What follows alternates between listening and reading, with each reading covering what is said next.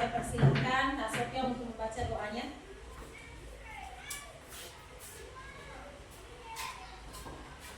Mari kita berdoa sebelum belajar. Doa dimulai.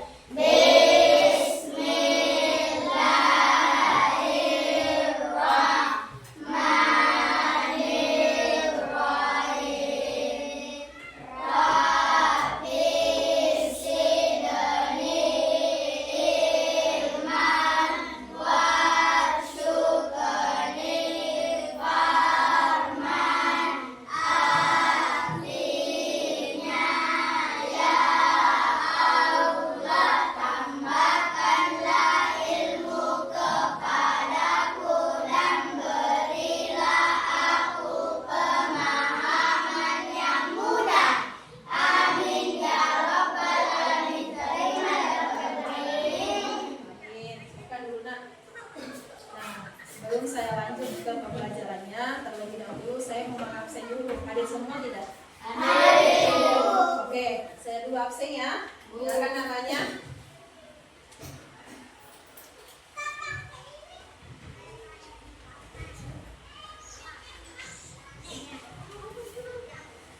Ketika Hadir, Bu. Muhammad Saidan, Hadir, Bu. Muhammad Haris, Hadir, Bu. Raffi Ramadan. Hadir, Bu. Oke, ternyata hadir semua.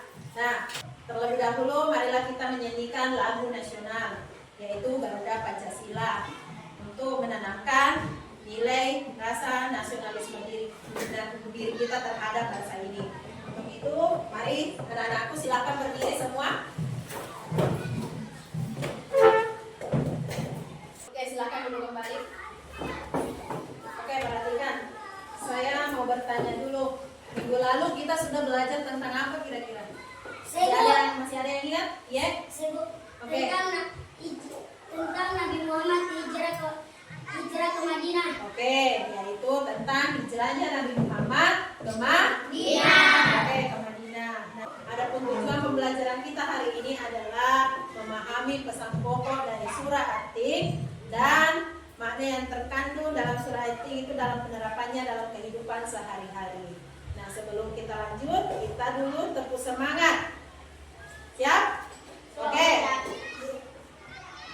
Tepuk 1 kali. 2 kali. 3 kali. 4 kali. 5 kali. Oke, tepuk tangan semuanya. Ibu guru mau bertanya dulu. Ada yang mengaji tadi pagi tidak? Kira-kira siapa yang mengaji, angkat tangan? Oh, rata-rata semua mengaji ya. Ada yang tahu artinya surah At-Tin? Oke, buatin. Berapa ayat? 8. Oke, 8. Nah, sekarang kita lanjut kepada materinya, yaitu memahami pesan yang terkandung dalam surah At-Tin dan penerapannya dalam kehidupan sehari-hari. Dan kita dulu membaca surah At-Tin.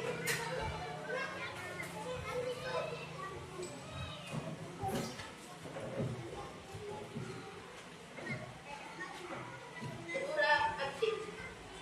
Baiklah, mari kita dengarkan surah At-Tin ayat 1 sampai 8.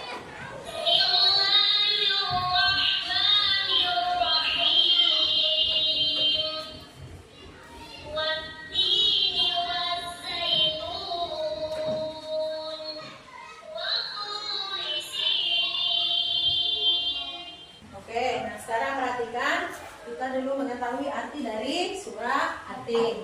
Ayat pertama mengartikan bahwa demi buah tin dan buah zaitun. Kemudian ayat kedua demi gunung Sinai. Kemudian ayat ketiga dan demi negeri Mekah yang aman ini.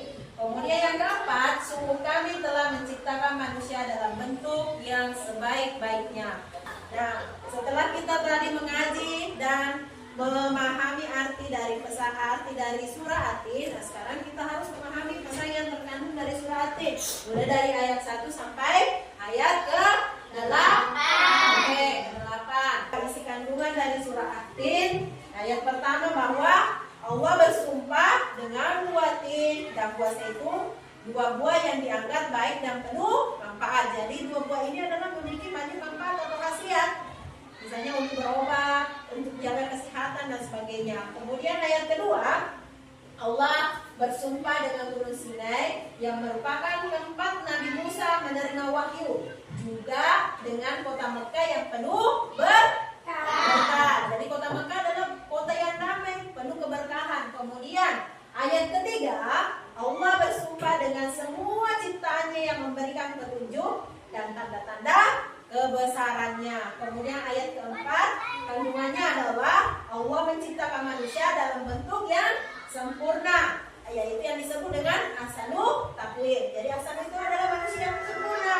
Kemudian menunjukkan bahwa manusia memiliki potensi yang baik. Jadi semua yang diciptakan di sini memiliki potensi masing-masing. Jangan beranggapan bahwa saya tidak bisa begini, saya tidak. Kamu tunjukkan potensinya masing-masing. Kemudian ayat kelima, yaitu banyak manusia yang akhirnya menjadi fasik, artinya berbuat dosa, kan?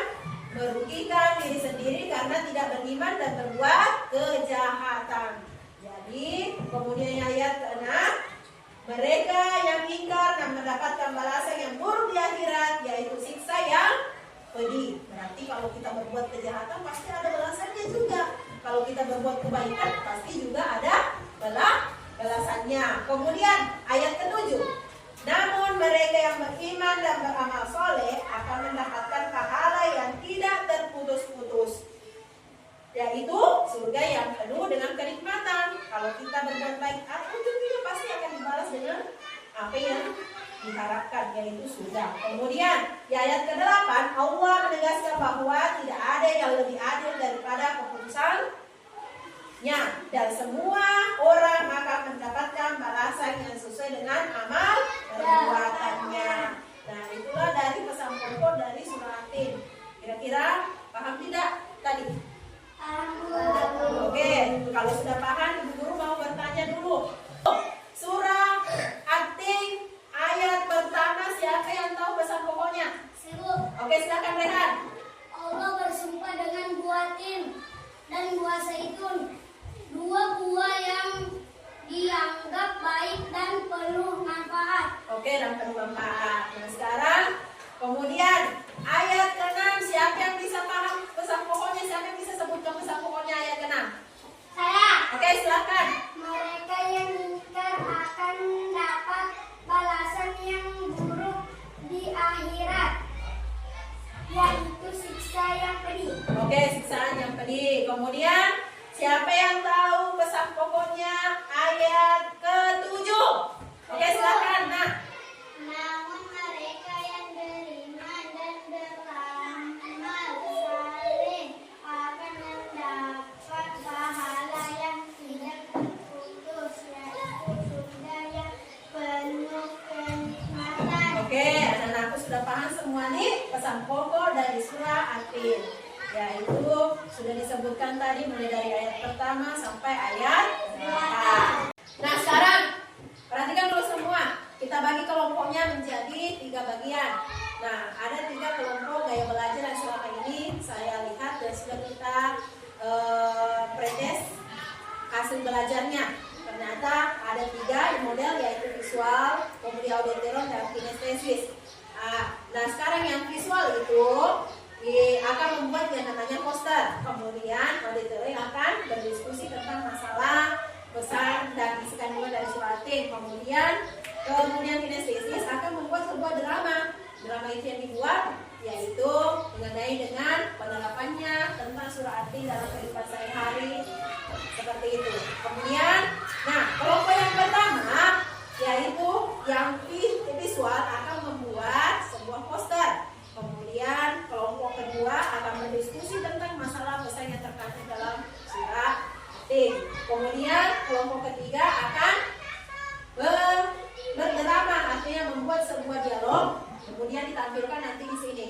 Untuk itu saya persilahkan kepada narasi yang bergabung dengan kelompoknya masing-masing. Kelompok pertama yang tadi visual, Atika, Reski, Saidan. Kemudian kelompok kedua yang berdiskusi, Ririn, kemudian Rafi, dan Sofyan. Kemudian kelompok drama yaitu Rehan, Fajar dengan Haris. Untuk itu saya persilahkan kepada anakku semua untuk bergabung dengan teman kelompoknya. Silakan. Silakan bergabung dengan teman kelompoknya.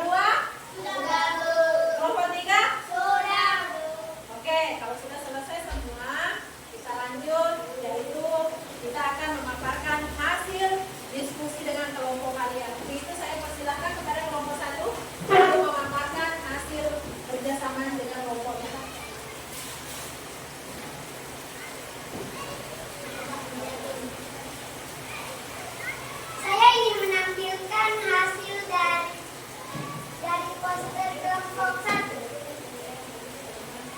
tentang surah Atin. 1. Buah tin dan buah zaitun banyak tumbuh di Syam.